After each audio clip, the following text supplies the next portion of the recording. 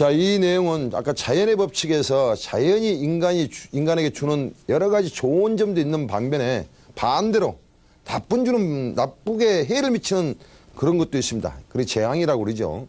자연의 재앙을 우리 인간이 받지 않으려면 어떻게 해야 되겠느냐. 자연의 재앙을 받게 되면은 아무리 자기가 큰 천지 기운을 받고 나와도 자연의 큰 힘 때문에 무너지고 피해를 보니까 그런 측면에서 자연의 재앙에 대해서 한번 살펴보고 지리풍수학에 적용하는 요령까지 포함해서 알아보도록 하겠습니다. 화산이 폭발하여 필리핀에서 초등생 수백 명이 참사라, 참변을 당하더라. 홍수로 인해서 산사태가 나는 필리핀에 했던 사태를 보신 거고, 2004년 12월 26일 날 동남아시아 쓰나미 지진 해일로 인해서 23만 명이 죽게 되고 20만 명이 재앙을 입더라.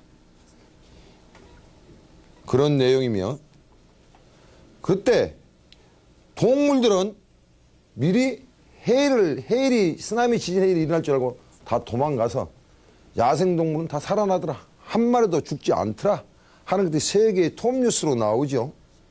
그리고 코끼리 등에 탔던 관광객도 살아나죠. 마부도 코끼리 잡으려고 뛰어가다가 살아나고, 그와 같은 것은 이 동물들은 자연을 대단히 숭상하고 자연 속에서 친화적으로 살아갑니다. 자연을 안다는 것이죠. 근데 과학이 발달되면서 인간은 이 자연법을 무시하고 자연의 어떤 그 친화감을 잊어버립니다. 그러다 보니까 동물들은 하나도 안 죽은데 동물보다 못한 우둔한 인간은 23만 명이 죽고 20만 명이 재앙을 입더라. 그런 내용이죠. 이 온난화, 앞으로는 지구 온난화 현상으로서 이와 같은 자연의 재앙이 과거보단 훨씬 더 자주로 더 크게 옵니다. 이랬을 때 우리는 어떤 식으로 자연을 이용해서 자연의 재앙을 맞지 않아야 되겠느냐 하는 내용을 또 그림으로 보죠. 자, 지구의 미래를 결정할 기후에 인간만이 구원자이다.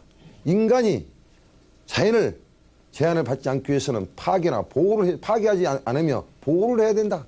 그런 측면에서 지금 현대 과학이 가장 발달된 미국도 회오리바람 두 방에 6천 명이 죽고 그 지방이 재앙을 받게 되더라 하는 내용 포함해서 여러 가지 사항들이 지금 나오죠.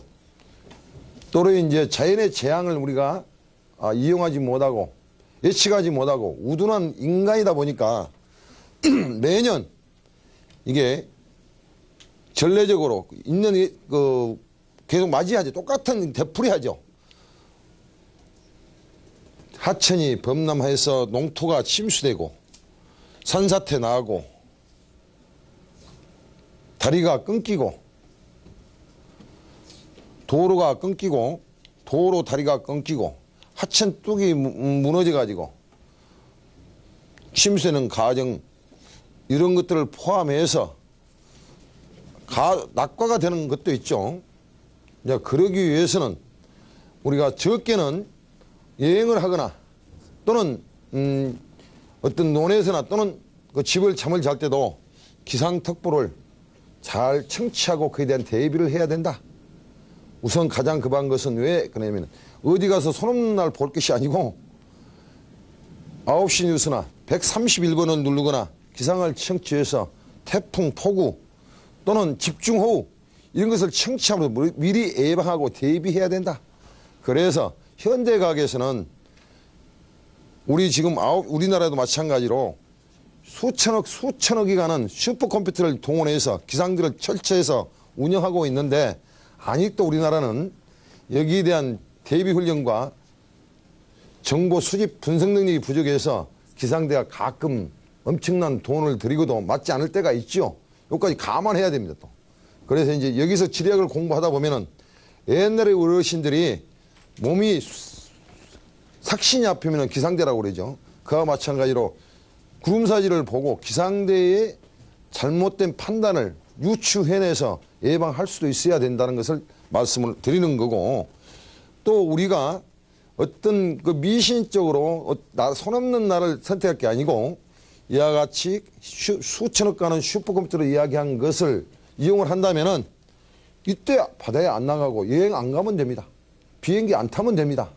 무리하게 하루 쉬었다가 또 며칠 후에 가면 될 것을 무리해서 가는 경우에 어떤 그 사소한 사람의 이론을 가지고 가다가는 큰 코 다치더라 하는 것은 바로 집 이사, 손 없는 날 이사한다.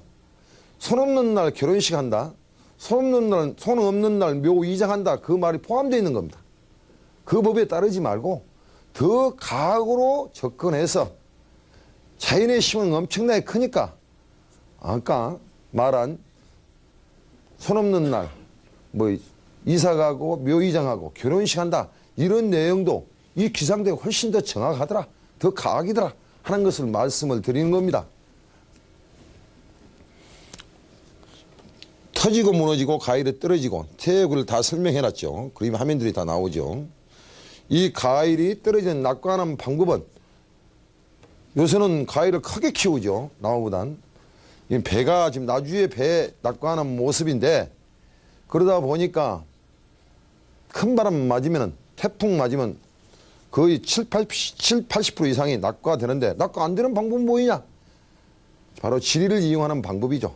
지금 우리는 따뜻한 남향으로 가수를 만들거나 남동향, 남서쪽으로 가수를 만드는데 태풍은 여름에 오기 때문에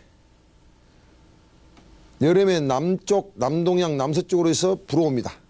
우리 제주도를 중심으로 불어오기 때문에 반대 방향에다가 과일밭을 만들어 놓으면은 어떻게 했느냐? 그러면 이게 이제 가수를 우리가 남향으로 짓게 된 동기는 일조량 때문에 그러죠. 당도, 일조량, 뭐 이렇게 숙성. 그 개념에는 그런 북서양, 우리 이제 가수원들이 북서양으로 가수를 지었을 때 어떻느냐? 가수를 지신 분들이 상당히 많이 있어 시험해본 결과에 의하면은 북서양이 겨울에 춥고 병균이 덜하고 여름에 태풍을 맞지 않으니까 낙과가 안 되고 일조량이 여름에는 서쪽이 훨씬 더 많기 때문에 일조량 때문에도 당도도 떨어지지 않고 그런 개념에서 남향보다는 북서양 쪽으로 가위를 하는 것이 여러 가지로 경제적으로 뿐만 아니라 어떤 당도 문제나 병충해 문제에서 낙과 문제에서 이롭더라 하고 지리를 이용해서 지금 가수원도 병영 또는 가수원 터전을 바꾸고 있죠. 풍수를 바로 지리 풍수를 하는 겁니다. 이 그림은 지금 강주 망월동이 차가지고 공원에 낙골묘 하는 모습입니다. 언덕 밑에다가 낙골묘를 턱 만들어 놨습니다. 낙골묘 자체에도 문제가 있지만은 낙골묘를 또 이 밑에다가 경사지에서 만들어 놓으면은 언젠가는 이게서 나오는 물도 있어서 건수가 되고 나쁜 영향도 있겠지만은 무너지면은 또 침몰되고 떠내려 갑니다. 이 낙골묘 속에는 낙골을 하는 방법이 이제 화장을 해서 하는 방법이 있고 화장 안 하는 방법도 있고 물이 차 있는 수도 있고 물이 안 차는 여러 가지 방법이 있겠습니다만은 아무튼 간에 이렇게 모셔놓으면 안 된다는 것이 나오는데 그 실상을 또 보죠. 지금 산비탈을 절토해서 계단식으로 위에는 이 부분은 낙골묘로 해놓고 이 부분은 일반 매장묘를 해놨죠. 만약에 이 지역에 하루에 1000mm 이상의 비가 왔다고 그러면은 산사태 위에서 하나만 밀면은 다 무너집니다. 98년도에 서울 공동묘지 2만 기가 한 번에 날아가 버립니다. 한 번에 써내려가 버립니다. 2만 기가 써내려가면 이제 DNA로 유골을 찾는다고 그러는데 100년 전에 있는 유골 또 더 오래된 유골 어제 매장했던 유골 합쳐버리면은 찾는다는 것이 보통 쉬운 일이 아니고 이럴 경우는 어차피 이제 화장을 해야 되는데 그런 개념에서 이 비탈에다가 묘를 쓰면 안 되는데 부분도 마찬가지입니다.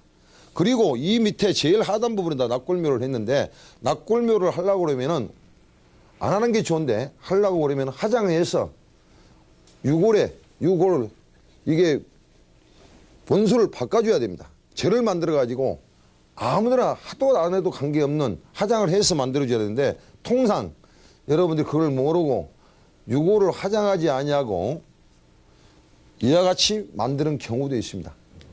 프랑카드 길가에 보면은 16만엔 납골묘 안치, 공동묘지 안치, 화장, 대행 이런 그런 이 조상의 유고를 화장해서 아까 납골묘에다가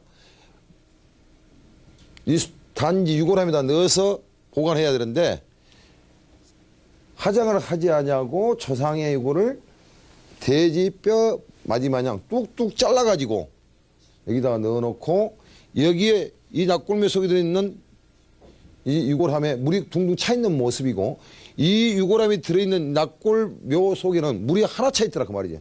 돌아가면서 세멘트 둘레석을 했기 때문에. 그래서 납골묘는 안 하는 게 좋습니다.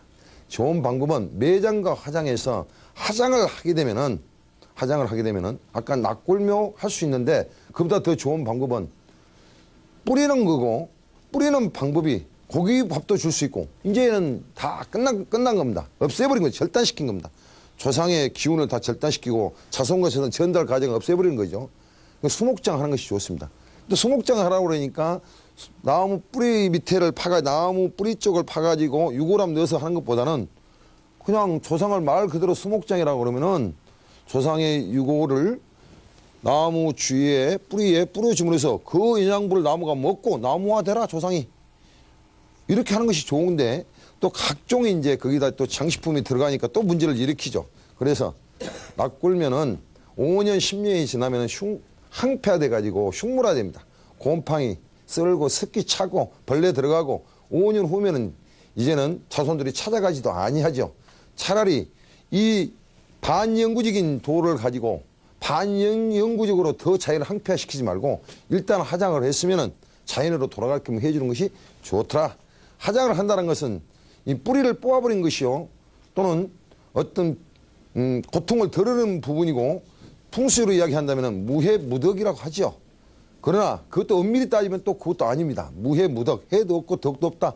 화장을 하면은 그런 말이 있는데 이 화장을 해서 덕이 될 수 있고 손해가 될 수 있습니다. 피해를 이미 조상의 유골이 병들고 썩고 또는 그 유골로서 존재 가치가 없으면 화장시켜드린 것이 조상을 고통해서 헤어나게 하는 것이고 자손에게 전달이 안 돼서 그 같은 경우는 화장했을 때 덕이 됩니다만은 반대로 조상의 어느 분 중에서 한 분이 명당에 들어가서 유골이 다시 살아날 때 한골 될 때 한골이라는 건 살아난 겁니다. 그 기운이 떠가 공중이 떠서 자손을 찾아갈 때는 이걸 만약에 화장하기 위해서 파묘를 해서 화장을 시켜버리면 그 힘으로 지탱하고 있던 자손들이 전부 무너지고 큰 화를 당하게 됩니다. 그래서 화장은 무해무덕이 아니고 유해 무덕이 무덕이 아니고 유덕이 또 될 수 있습니다. 유해유덕이 될 수 있습니다.